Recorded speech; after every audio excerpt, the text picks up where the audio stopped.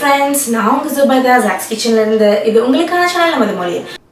இன்றைக்கி நான் உங்களோட அயன் அதுக்கப்புறம் காஸ்ட் அயன் இந்த ரெண்டு பாத்திரத்தையும் எப்படி நம்ம ப்ராப்பரான மெத்தடில் சீசனிங் பண்ணலாம் அப்படின்றத உங்களோட ஷேர் பண்ணிக்க போகிறேன். இப்போ நான் காமிச்சிட்ருக்க கடாய் பார்த்திங்கன்னா நம்ம கடைக்கு ஒரு சீசன் பண்ணி கொடுங்க அப்படின்னு கேட்டு வந்த ஒரு கடாய் ரொம்ப ரஸ்ட்டாக இருந்தது. ஸோ இந்த மாதிரி வரக்கூடிய கடாய்ஸை கூட நாங்கள் சீசன் பண்ணி கொடுத்துட்ருக்கோம். இன்றைக்கி பார்த்திங்கன்னா வீட்டில் எப்படி சிம்பிளாக நம்ம இந்த மாதிரி ரஸ்ட்டாக இருக்க பாத்திரங்களாக இருக்கட்டும், இல்லை ஃபஸ்ட் டைம் நீங்கள் அயன் பாத்திரம் வாங்கியிருக்கீங்க அப்படின்னா அதை எப்படி நம்ம சீசன் பண்ணிக்கலாம் அப்படின்னு சொல்லிட்டு நான் காட்ட போகிறேன். நம்ம கடை ராஷ் குக்வேர்ஸில் எல்லாமே சீசன்டு ப்ராடக்ட்ஸ் தான் சேல் பண்ணுறோம். ஆனால் நம்ம வீடுகளில் இந்த மாதிரி பாத்திரங்கள் இருக்கலாம், நீங்கள் வேறு எங்கேயாவது வாங்கியிருக்கலாம். ஸோ உங்களுக்கு சீசனிங் பண்ணணும் அப்படின்னா இந்த வீடியோ ரொம்பவே டீட்டெயில்டு எக்ஸ்ப்ளனேஷனோட இருக்க போகுது. ஸோ இந்த வீடியோவை ஃபுல்லாக பார்த்து எப்படி சீசன் பண்ணணும் அப்படின்றத தெரிஞ்சுக்கோங்க. வாங்க எப்படி சீசன் பண்ணுறது அப்படின்றத சொல்லிடுறேன். இப்போ இதில் நம்ம ஆப்பெல்லாம் ஊற்றுனா சுத்தமாக வராது. இதெல்லாம் பாருங்கள் எவ்வளோ தூரத்துக்கு ஃபுல்லாக ரஸ்ட்டாக இருக்குன்னு, ஃபுல்லாக துரு பிடிச்சிருக்கு. இது வார்ப்பு, அதாவது காஸ்ட் அயன் ஆப்பச்சட்டி. அடுத்து பார்த்திங்கன்னா இது பியூர் அயன். இதுவுமே பாருங்கள் ஃபுல்லாக துரு பிடிச்சிருக்கு. தெரியுதா? இந்த நல்லா ஃபுல்லாக துரு தான். இதில் எதுவுமே சமைக்க முடியாது, அந்தளவுக்கு ஆயிடுச்சு. இப்போ அதை நான் ஃபுல்லாக ரெடி பண்ண போகிறேன். அதே மாதிரி என்கிட்ட ஒரு ஸ்கில்லட்டும் இருக்குது. அந்த ஸ்கில்லட்லேயும் பார்த்திங்கன்னா நல்லா துரு பிடிச்சிருக்கு. ஸோ இது மூணையுமே இப்போ நான் ரெடி பண்ணி காட்டுறேன். இப்போ ஃபஸ்ட்டு இது எல்லாத்தையும் நல்லா கழுவிக்கலாம்.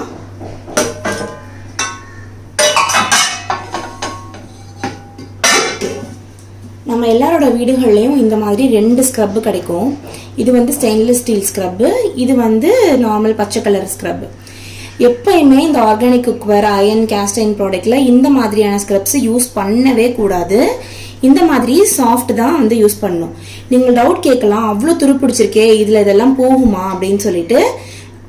கண்டிப்பாக போயிடும். நான் உங்களுக்கு அவுட்புட் காட்டுறேன். பட் இந்த மாதிரி ஸ்க்ரப்பு கண்டிப்பாக யூஸ் பண்ணவே பண்ணாதீங்க. இப்போ நம்ம வீட்டில் இருக்கக்கூடிய நார்மலான ஒரு விம் எடுத்திருக்கேன். நீங்கள் உங்கள் வீட்டில் என்ன சோப்போ சபீனாவோ இல்லை என்ன லிக்விட் நீங்கள் யூஸ் பண்ணுறீங்களோ அதை எடுத்துக்கோங்க. தண்ணியில் இது பண்ணிவிட்டு ஃபஸ்ட்டு நல்லா ரெடி பண்ணி எடுத்துக்கலாம்.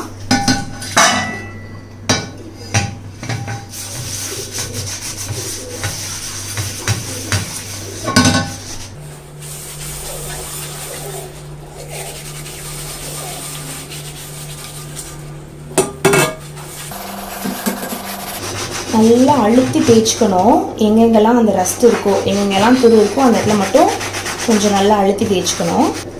அதே மாதிரி பின்னாடி பக்கமும் நல்லா அந்த மாதிரி தேய்ச்சிடலாம். தேய்ச்சிட்டு இந்த ஹேண்டில்ஸ்லேயும் நல்லா போட்டுருங்க.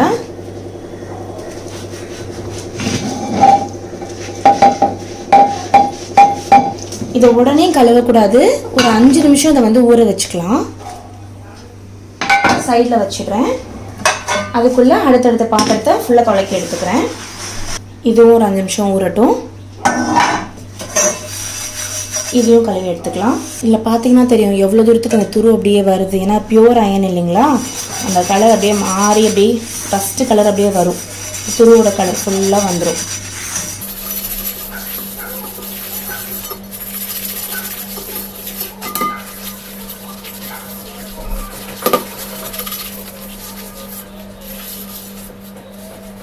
எல்லாத்தையுமே இங்கே தொலைக்கி வச்சுருக்கேன். ஒரு 5 நிமிஷம் ஊறட்டும் இது எல்லாமே. இப்போ ஒரு 5 நிமிஷம் ஆயிடுச்சு. இது எல்லாத்தையுமே நல்லா தண்ணியில் கழுவி எடுத்துக்கிறேன்.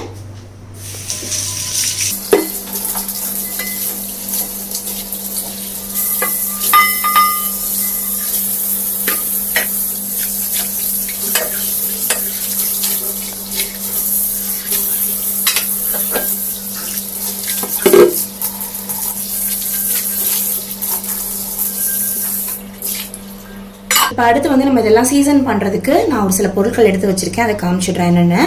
இது பார்த்தீங்கன்னா வெங்காயம், ஒரு 3 வெங்காயத்தை நல்லா இந்த மாதிரி சாப் பண்ணி எடுத்து வச்சுருக்கேன்.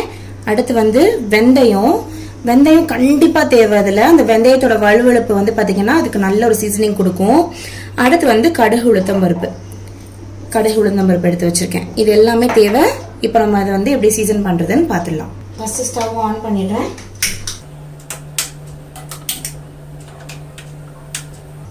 ஃபுல் ஃப்ளேமில் வச்சுருக்கேன். 3 பாத்திரம் இருக்கனால 3 பாத்திரம் இருக்கனால 3மே வச்சுருக்கேன்.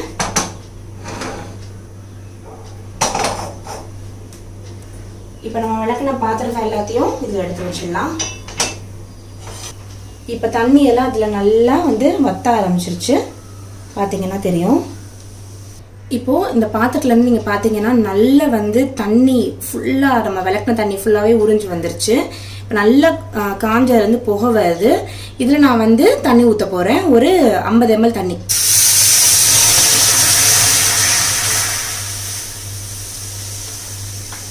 ஒரு கொதி வரட்டும்.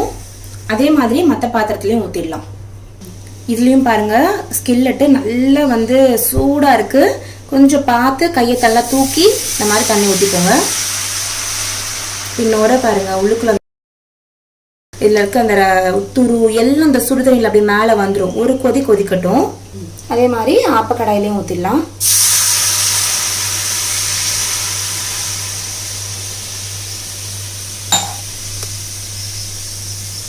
இப்போது இந்த அயன் கடாயில் நல்லா தண்ணி கொதிக்க ஆரம்பிச்சிருச்சு.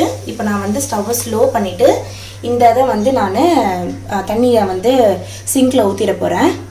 ஊற்றிட்டு வந்து காமிக்கிறேன். அதை ஊற்றிட்டு திரும்ப எடுத்து வச்சிடுறேன். இப்போ இதில் கொஞ்சம் கொஞ்சம் தண்ணி இருக்குது, இது கொஞ்சம் இன்னும் காயட்டும். இப்போ இதுலேயே நல்லா கொதிக்க ஆரம்பிச்சிருச்சு. அந்த ரஸ்டெல்லாம் அதில் பாருங்கள் உள்ளுக்குள்ளே ஊறுறது தெரியுதா? அதுலேருந்து அப்படியே மேலே வந்துடும் எல்லாமே. இந்த தண்ணியை நான் வந்து சிங்கில் கொட்டிட்டு இதையும் எடுத்து வச்சிடுறேன். அதே மாதிரி ஸ்கில்லெட்லேயும் கொதிக்க ஆரம்பிச்சிருச்சு. இதையும் வந்து நான் இதில் தூக்கி வச்சிடுறேன். சிங்கில் கொட்டிட்டு இதையும் வந்து வெறும் காலி பாத்திரமாக 2 எடுத்து வச்சிடுறேன். இப்போ இந்த தண்ணி நம்ம அதெல்லாம் வச்சுருந்தோம் இல்லையா, அதெல்லாம் நல்லா காஞ்சிருச்சு. இப்போ நான் அதில் வந்து நல்லா ஒரு 2 டேபிள் ஸ்பூன் பிடிக்கிற அளவுக்கு நல்ல சூடாக எண்ணெய் ஊற்றிக்கிறேன். நல்லா அந்த எண்ணெய் புகை வரட்டும், நல்லா ஸ்மோக் ஆகட்டும். இது செய்யும்போது ஜன்னலெல்லாம் கொஞ்சம் நல்லா திறந்து வச்சு செய்யுங்க. இல்லை உங்ககிட்ட சிம்னி இருக்குன்னா சிம்னி ஆன் பண்ணிக்கோங்க, கொஞ்சம் இது நல்ல புகை வரும். இது எதுக்காகன்னு பார்த்தீங்கன்னா அதில் இருக்க அந்த அழுக்கு அந்த இதெல்லாம் வந்து இந்த மாதிரி ஃபுல்லாக அந்த சுட்டு வரும்போது இந்த மாதிரி புகை வரும். நல்ல புகை வந்துருச்சு. இப்போ இதில் சும்மா கொஞ்சமாக கடுகு உளுத்தம் பருப்பு போடுறேன், பொரியட்டும். அடுத்து வந்து கொஞ்சமாக வெந்தயம். அதே மாதிரி ஸ்கில்லெட்லேயும் பண்ணிடலாம், அதே மாதிரி ஆப்பக்கடாயிலையும் பண்ணிடலாம். ஸ்கில்லெட்லேயும் ஆப்பக்கடாயிலையும் இந்த பாத்திரம் மாதிரி புகை வராது. ஏன்னு பார்த்தீங்கன்னா இது வந்து அயன், இதில் வந்து ஸ்மோக் அதிகமாக வரும். இது வந்து ஹெவி பாட்டம் அப்படின்றதுனால இதில் அந்தளவுக்கு ஸ்மோக் வந்து அந்த புகை வந்து இதில் வராது. நல்லா எண்ணெய் கொஞ்சம் தாராளமாகவே விட்டுக்கலாம். கடுகு உளுத்தம் பருப்பு போடுறேன். அதே மாதிரி இதுலேயும்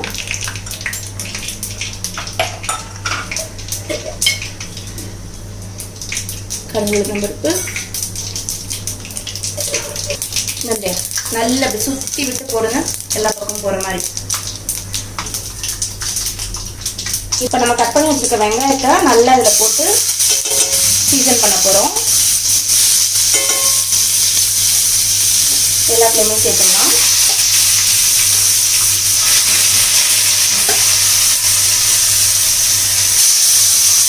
எல்லாத்தையும் 2 நிமிஷம் விட்டுருக்கேன், அவ்வளோதான்.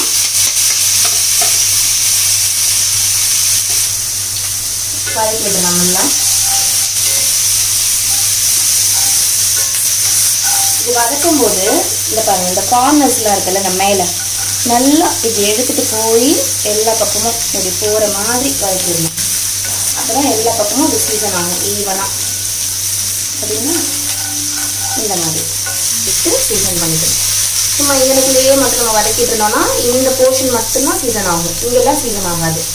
நல்லா இந்த மாதிரி சுற்றி விட்டு வதக்கி விடணும்.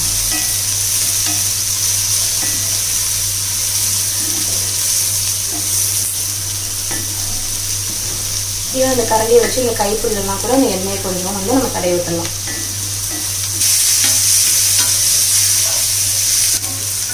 சூடு பிடிக்க லேட்டாக ஆச்சு ஸ்கில்லெட்டு. ஆனால் ஃபஸ்ட்டு அதுதான் வந்து வெங்காயத்தை வதக்கி எடுத்தது. ஏன்னா அவ்வளோ குவாலிட்டியான ஸ்கில்லெட் இது நம்ம கடையில் இருக்கிறது. ஸோ இப்போ சூப்பராக ஆயிடுச்சு. ஸ்டவ் ஆஃப் பண்ணிடலாம். இது அப்படியே இதுலேயே இருக்கட்டும், ஆறட்டும். நல்லா இந்த வெங்காயத்தை மட்டும் இந்த பக்கம் எல்லா பக்கமும் சுற்றி விட்டுறேன். அதே மாதிரி ஆப்பச்சட்டிலையும் நல்லா இந்த மாதிரி பண்ணிவிட்டு நல்லா இந்த அளவுக்கு ஒரு கோல்டன் கலர் வந்தனையும், ரொம்ப கருப்பாக்கிடக்கூடாது. கோல்டன் கலர் வந்தனையும் இதையும் ஸ்டவ் ஆஃப் பண்ணிவிட்டு நல்லா இந்த வெங்காயம் வந்து அந்த சூட்லேயே, அந்த எண்ணெயோட சூட்லேயே கொஞ்சம் அப்படியே இருக்கட்டும். உடனே தூக்கி போட வேண்டாம்.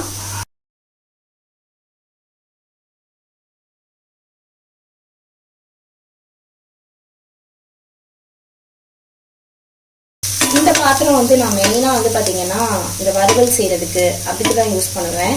மற்ற எல்லாத்துக்குமே வந்து நான் ஸ்கில்லெட்டு, கேஸ்டின் கடாய் தான் யூஸ் பண்ணுவேன். இது கொஞ்சம் வதங்கி வரட்டும். இது நல்லா வதங்கிடுச்சு. நான் எடுத்து காட்டுறேன். இது நல்லா ஆறிடுச்சு.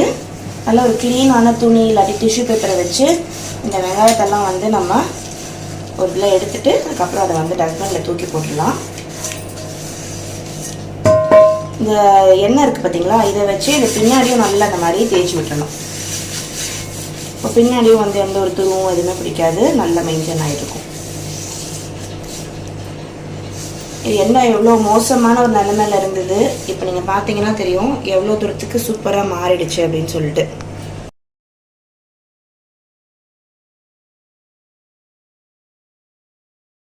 தூக்கி போட்டுடலாம் அந்த வெங்காயத்தை. இந்த எண்ணெய் இருக்கு இல்லையா, இதை வச்சு இந்த கைப்பிடி அப்புறம் வந்து பின்னாடி இந்த பக்கம்லாம் வந்து நல்லா தேய்ச்சி விட்டு வச்சிடணும். நல்லா எப்பவுமே வந்து கிரீஸியாக கொஞ்சம் துருப்பிடிக்காமல் நல்லாயிருக்கும்.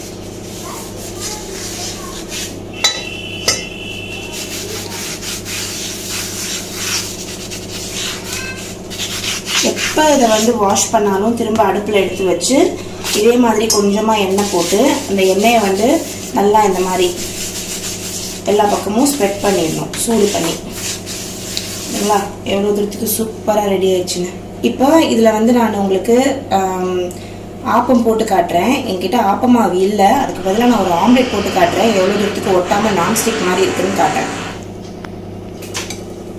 அதே மாதிரி ஸ்கில்லெட்டு எல்லாமே கிளியர் பண்ணி எடுத்து வச்சுக்கிறேன். இது நீங்கள் வாஷ் பண்ண தேவையில்லை, அப்படியே யூஸ் பண்ண ஆரம்பிச்சிடலாம். எவ்ரி வாஷ்க்கு அப்புறம் பாத்திரத்தை சூடு பண்ணிவிட்டு லைட்டாக எண்ணெய் போட்டு எடுத்து வைங்க, போதும்.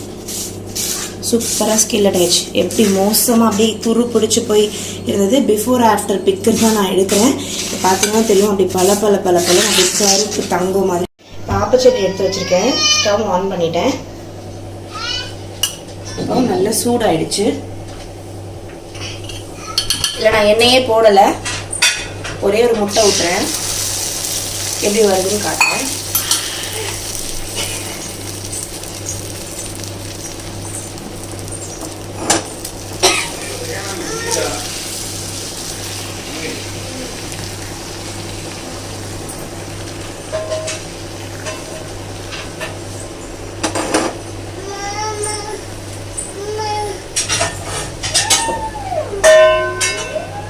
எண்ணெய் சுத்தமாக ஊற்றலை, நம்ம சீசன் பண்ணதோடு இருக்குது. மொதல் வாட்டி பண்ணுறேன். இப்போ இந்த கார்னர்ஸ் பார்த்தீங்கன்னா தெரியும் எப்படி வந்துருச்சுன்னு. நான்ஸ்டிக்லாம் தோற்றுரும் இந்த சட்டிக்கு முன்னாடி.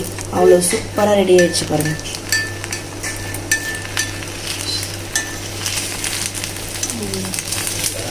எப்படி வரும் பாருங்கள், ஒட்டாமல் சூப்பராக பர்ஃபெக்டாக சீசன் பண்ணி எடுத்துட்டோம். இதில் ஆப்பம் போட்டால் பர்ஃபெக்டாக வரும்.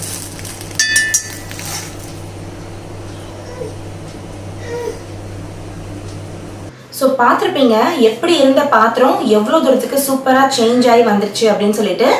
எப்பயுமே வந்து ஒரு சில மெயின்டெனன்ஸ் டிப்ஸ் வந்து நம்ம ஃபாலோ பண்ணணும்.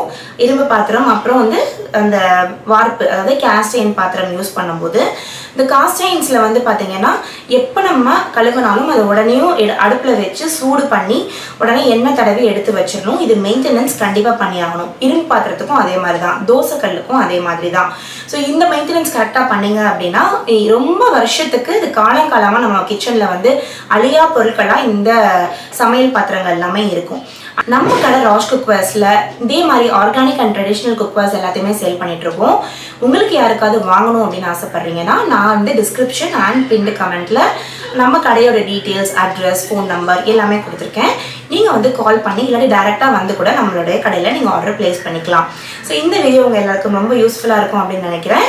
இந்த வீடியோ பிடிச்சிருக்குன்னா மறக்காமல் லைக் பண்ணி உங்கள் ஃப்ரெண்ட்ஸோட ஷேர் பண்ணுங்கள். நம்ம சேனலை சப்ஸ்கிரைப் பண்ணி வச்சுக்கோங்க. ஆனால் உங்களோட லவ் அண்ட் சப்போர்ட்டை எப்போவுமே எனக்கு கொடுத்துட்ருங்க. நான் உங்களை வேற ஒரு வீட்டில் சந்திக்கிறேன். அது வரைக்கும் பாய் பாய்.